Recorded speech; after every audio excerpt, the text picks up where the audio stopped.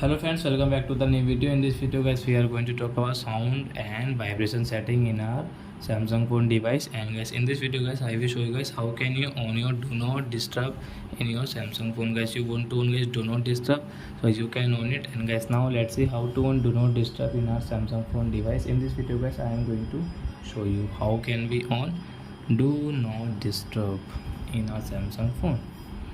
So then first of all, open your phone setting to on do not disturb. Then guys, you can see sound and vibration setting. So I tap here and guys scroll it. Then guys, you can see last do not disturb. So guys, again click here and guys, you can see do not disturb. Guys, you can on from the right side. So a do not disturb will on in our Samsung phone guys. So I hope friends you have understood how to on do not disturb in our Samsung phone. So that's it guys, thanks for watching. Now we will meet our next video with new topic. Before going guys, please go and like my video, subscribe my channel. Bye bye friends.